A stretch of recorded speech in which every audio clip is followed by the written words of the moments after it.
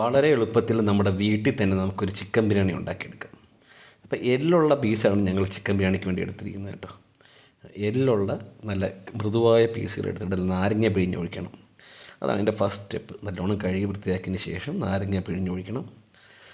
അതിന് ശേഷം നമുക്ക് ബേസിക് മസാലക്കൂട്ടെല്ലാം ചേർത്ത് കൊടുക്കുക. ഉപ്പിടുക, മഞ്ഞൾപ്പൊടി, മുളക് പൊടി, മല്ലിപ്പൊടി, ഗരം മസാല എല്ലാം കൂടെ ചേർത്ത് നമുക്ക് തൈരും കൂടെ ചേർത്തിട്ട് ഈ ഇളം ചിക്കനെ, അത് എല്ലോട് കൂടി നമ്മൾ കഴുകി വൃത്തിയാക്കിയ ചിക്കനെ നമുക്ക് മാരിനേറ്റ് ചെയ്ത് ഒരു അരമുക്കാൽ മണിക്കൂർ മാറ്റി വയ്ക്കാം റെസ്റ്റിന്. അപ്പോൾ ഈ മസാലയെല്ലാം ചേർക്കുമ്പോഴത്തേക്ക് നമ്മൾ അതിൻ്റെ ആ ചിക്കൻ്റെ ഒരു അളവിന് വേണ്ടിയിട്ട് ചേർക്കാനായിട്ട് ഒരുപാട് വാരിക്കോരിയിട്ട് മസാല ഇടരുത്. അതായത് നമ്മളെ ചിക്കൻ എന്താണോ ആ ക്വാണ്ടിറ്റിക്ക് നമുക്ക് അനുസരിച്ചുള്ള മസാല ചേർത്ത് കൊടുക്കുക. മുളക് പൊടി, മല്ലിപ്പൊടി, മസാലപ്പൊടി, കാശ്മീരി മുളക് പൊടി എല്ലാം ചേർത്ത് ജസ്റ്റ് ഒന്ന് മിക്സ് ചെയ്തതിന് ശേഷം കുറച്ച് തൈരും കൂടെ ഒഴിച്ചിട്ട് നന്നായിട്ട് കൈ കൊണ്ട് മിക്സ് ചെയ്തിട്ട് റെസ്റ്റിന് വെക്കണം ഇറച്ചി. എന്നിട്ട് വേണം നമുക്ക് ഇറച്ചി ഉപയോഗിക്കാനായിട്ട്. അപ്പോഴത്തേക്ക് ആ സമയം കൊണ്ട് മസാലയെല്ലാം നന്നായിട്ട് പിടിച്ചിട്ട് സെറ്റായിട്ടിരിക്കും. അപ്പോൾ തൈരും കൂടെ ഒഴിച്ച് വെക്കണം നമ്മൾ. തൈര് ഫൈനലായിട്ട് ഒഴിച്ചാൽ മതി. ഇതെല്ലാം മിക്സ് ചെയ്ത് തൈര് ഒഴിച്ച് തൈരിട്ട് ഒന്നുകൂടെ നമ്മൾ നല്ലോണം ഹാൻഡ് കൊണ്ടൊന്ന് മിക്സ് ചെയ്ത് കൊടുക്കുക.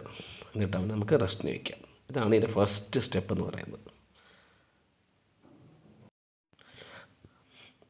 അടുത്തായിട്ട് നമുക്ക് സവോള ചോപ്പ് ചെയ്തിട്ട് ഇട്ട് കൊടുക്കാം. സവോള നല്ല നൈസ് പീസായിട്ട് നമുക്ക് വഴറ്റാനുള്ളതാണ്. ചിക്കൻ്റെ ഗ്രേവി റെഡിയാക്കുമ്പോൾ നമുക്ക് ബിരിയാണിക്ക് വേണ്ടിയിട്ട് നമുക്ക് സവോള വളരെ തിന്നായിട്ട് സ്ലൈസ് ചെയ്ത് നമുക്ക് എടുക്കാം. സവോള സ്ലൈസ് ചെയ്ത് മാറ്റിയിട്ട് നമുക്ക് ബാക്കിയുള്ള പ്രോസസ്സിലേക്ക്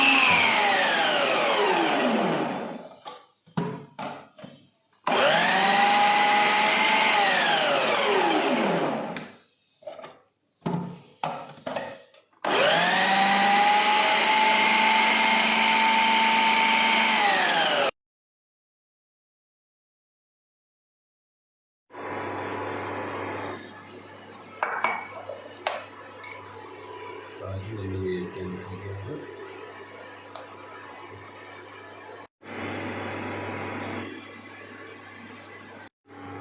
ആദ്യം നെയ്യ് എണ്ണയും കൂടെ ഒഴിച്ചു കൊടുക്കുന്നു.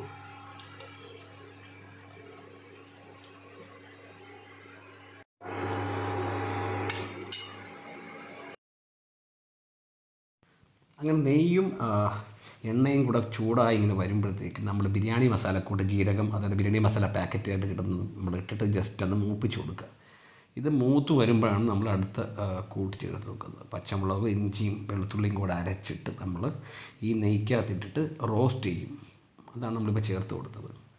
ഇഞ്ചി, പച്ചമുളക്, വെളുത്തുള്ളി എല്ലാം കൂട്ട് റോസ്റ്റ് ചെയ്തതിന് ശേഷം നമുക്ക് ബാക്കി സ്റ്റെപ്പിലേക്ക് പോകാം.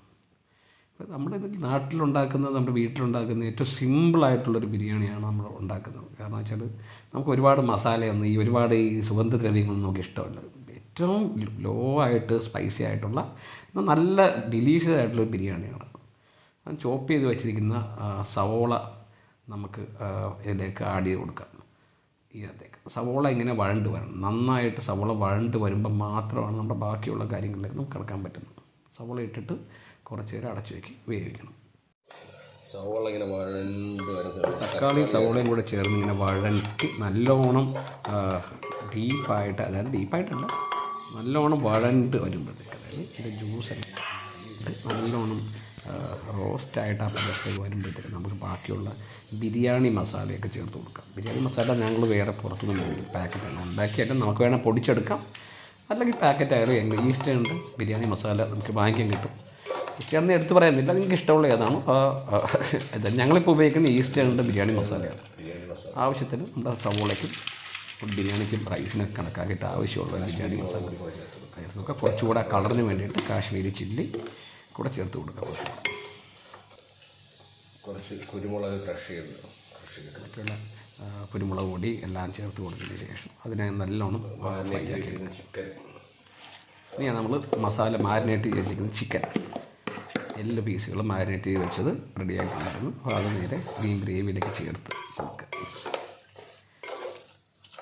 നല്ലോണം ഇളക്കി ഒരു ശകലം വെള്ളം ചേർത്ത് കൊടുക്കുക. അത് ഒരുപാട് മുങ്ങാനുള്ള വെള്ളമൊന്നും വേണ്ട. നൈസായിട്ട് വെള്ളം, അതായത് വളരെ കുറച്ച് വെള്ളം തളിക്കുകയേ ചെയ്യാവുള്ളൂ. ഒരുപാട് വെള്ളം ചേർത്ത് അതിൻ്റെ ഒരു ക്വാളിറ്റി കളയുന്നത്. തൈര് കൂടെ ചേർക്കണം. തൈര് ചേർത്തതിന് ശേഷമാണ് നമ്മൾ കുറച്ച് വെള്ളം കൈ കൊണ്ട് തളിച്ചാൽ മതി. കുറച്ച് ചിക്കൻ വേകുമ്പോഴത്തേക്ക് ഓട്ടോമാറ്റിക്കായിട്ട് വെള്ളം വരും. പക്ഷേ ഇച്ചിരി കൂടെ നമ്മൾ വെള്ളം കൈ കൊണ്ട് തളിച്ച് കൊടുക്കും. ആ വെള്ളം തളിച്ച് കൊടുക്കുമ്പോഴത്തേക്ക് ചിക്കൻ വേകാനായിട്ട് കുറച്ചുകൂടെ നമ്മൾ അടച്ചു വെച്ചാണ് ലോ ഫ്ലെയിമിലാണ് വേവിക്കുന്നത്. അപ്പം ലോ ഫ്ലെയിം വേവിക്കുമ്പോഴത്തേക്ക് അടി പിടിക്കാതിരിക്കാൻ വേണ്ടിയിട്ടാണ് കുറച്ചുകൂടെ വെള്ളം നമ്മൾ ചേർത്ത് മിച്ചം വന്ന് മല്ലിയിലയും നമ്മുടെ പുതിനയെല്ലാം കൂടെ അതിനകത്ത് ഇട്ട് കൊടുക്കുക. എന്നിട്ട് വെള്ളം നമ്മൾ കൈ കൊണ്ട് തളിച്ച് കൊടുക്കുക. വെള്ളം തളിച്ച് കൊടുത്തതിന് ശേഷമാണ് നമ്മൾ വേവിക്കാൻ പറ്റുന്നത്. ഈ ചെറിയ തീയിൽ നല്ലോണം ഇത് ചിക്കൻ വേവണം. തീയുടെ കാര്യം എപ്പോഴും ശ്രദ്ധിക്കുക, എപ്പോഴും ലോ ഫ്ലെയിമിൽ ചിക്കൻ കുക്ക് ചെയ്യാവുള്ളൂ. അല്ലെങ്കിൽ ചിക്കൻ്റെ വേവ് വേറൊരു തരത്തിലായിരിക്കും. അതിൻ്റെ ഇറച്ചി വേഗം വേറൊരു തരത്തിലായിരിക്കും. പൊങ്ങ് പോലും ചിക്കൻ നല്ല നല്ല നല്ല നല്ല നല്ല നല്ല നല്ല സോഫ്റ്റായിട്ട് ചിക്കൻ വെന്ത് കിട്ടണമെങ്കിൽ എപ്പോഴും ലോ ഫ്ലെയിമിൽ അടച്ച് വെച്ചിട്ട്. അപ്പോൾ ചിക്കൻ വെന്ത് തിളച്ച് തുടങ്ങി നല്ല വേവായെന്ന് നമ്മൾ ഉറപ്പ് വരുത്തിയതിന് ശേഷം അരി ഇനി ലെയറിംഗ് എന്ന് പറയും. ഇപ്പോൾ ഇന്നിവിടെ ചെയ്യുന്ന ലെയറിംഗ് ഒരു പ്രത്യേക ലെയറിംഗാണ്. അതായത് നമ്മൾ സാധാരണ അരി ഇട്ടിട്ട് അതിനകത്ത് ചിക്കൻ ഇടുക, ചിക്കൻ ഇട്ടിട്ട് അതിൻ്റെ മേലെ അരി ഇടുക, സ്പൈസ് ഇടുക, അങ്ങനെയൊക്കെ നമ്മൾ ചെയ്യാറുണ്ട്. പക്ഷേ ഇവിടെ ചെയ്യുന്നത് ഒന്നുമില്ല. നമ്മൾ ആ ഗ്രേവിയുടെ പുറത്തേക്ക് ഫുള്ള് നമ്മൾ വേവിച്ച് വെച്ചിരിക്കുന്ന അരി ചേർത്ത് കൊടുക്കണം. ഇടയ്ക്ക് നമ്മൾ മറ്റേ മല്ലിയിലയും പുതിനയും മാത്രം ഇടയ്ക്കൊന്ന് റെഡിയാക്കി കൊടുക്കും. ഇച്ചിരി നെയ്യും കൂടെ നമ്മൾ അതിൻ്റെ പുറത്ത് ഒഴിച്ച് കൊടുക്കും. നെയ്യ് ഓരോ ലെയറിൽ കുറച്ച് നെയ്യ് നമ്മൾ തൂക്കി കൊടുക്കും. എന്നിട്ട് മിച്ചമുള്ള അരി എൻ്റെ മേത്തിട്ടിട്ട് നമ്മൾ ഫുള്ളായിട്ട് അരി ആ ഗ്രേവിയുടെ പുറത്ത് നമ്മൾ വയ്ക്കും. ഇപ്പോൾ ചിക്കൻ ഇപ്പോൾ ഒരു 3/4 ഭാഗം വെന്തിട്ടുണ്ട് കേട്ടോ. 3/4 ഭാഗം വേവാകുമ്പോഴത്തേക്ക് നമ്മൾ ചിക്കൻ എടുത്തിട്ട് നമ്മൾ വേവിച്ച് കറക്റ്റ് വേവിൽ വെച്ചിരിക്കുന്ന അരി എടുത്തിട്ട് ഇതിൻ്റെ പുറത്തേക്ക് പുതിനയും മല്ലിയിലയും ഇട്ട് നെയ്യ് ഒഴിച്ച് ലെയർ ചെയ്ത് കൊടുക്കണം. ഈ പ്രോസസ്സ് ഭയങ്കര ഇമ്പോർട്ടൻ്റ് ഉള്ള പ്രോസസ്സ്. കാരണം നമ്മൾ ദം ചെയ്യുന്നത് പോലെ തന്നെ നമ്മൾ ഇടും. പക്ഷേ എന്നാൽ നമ്മൾ ദം ചെയ്യുന്നില്ല. പക്ഷെ നമ്മൾ ദം ചെയ്യുന്നതിൻ്റെ ഒരു ക്വാളിറ്റി കിട്ടും. അരിയും ഇറച്ചിയും കൂടെ മിക്സ് ചെയ്ത് വേകുന്നത് ഇഷ്ടമുള്ളവരുണ്ട്, അല്ലാത്തവരുമുണ്ട്. പക്ഷേ ഇതിൽ നമ്മൾ അരിയും ഇറച്ചിയും കൂടെ മിക്സ് ചെയ്യുന്നില്ല. പക്ഷേ എന്നാൽ മിക്സ് ചെയ്യുമെന്ന് ചോദിച്ചാൽ ആ ഗ്രേവിയുടെ കംപ്ലീറ്റ് എസൻസ് ഈ അരിയിൽ പിടിക്കുകയും ചെയ്യും. അതാണ് ഇതിൻ്റെ ഒരു സെറ്റപ്പ് കേട്ടോ. കാരണം ദം ചെയ്യാതെ തന്നെ അങ്ങനെ ഒരു സെറ്റപ്പ് നമുക്ക് ഉണ്ടാക്കിയെടുക്കാം. കാരണം ദം ചെയ്യുന്നത് അരി ചിക്കനുമായിട്ടുള്ള ഒരു കോമ്പിനേഷന് വേണ്ടിയിട്ടാണ്. പക്ഷേ എന്നാൽ പോലും ഇവിടെ വേവ് നമ്മൾ 3/4 ഭാഗത്ത് വേവിച്ചിട്ട് അരി അതിൻ്റെ പുറത്തൊഴിച്ച് നെയ്യ് ഒഴിച്ച് മല്ലിയിലയും പുതിനയിലയും ഇട്ടിട്ട് നമ്മൾ ലെയർ ചെയ്തിട്ട് ഇങ്ങനെ പരത്തി അരി അതിൻ്റെ പുറത്ത് ഫുള്ള് സെറ്റ് ചെയ്ത് ഇതൊരു ആക്ച്വലി ഒരു നാച്ചുറലായിട്ടുള്ളൊരു ഒരു ദമ്മായിട്ടത് വർക്ക് ചെയ്യുക. ഇങ്ങനെ അരി അതിൻ്റെ മേളിലിരിക്കുമ്പോഴത്തേക്ക് ചിക്കൻ താഴെ കിടന്ന് വെള്ളത്തിൽ കുറച്ചൊരു സെമി ഗ്രേവി പരുവത്തിലൂടെ വെന്തുകൊണ്ടിരിക്കുക.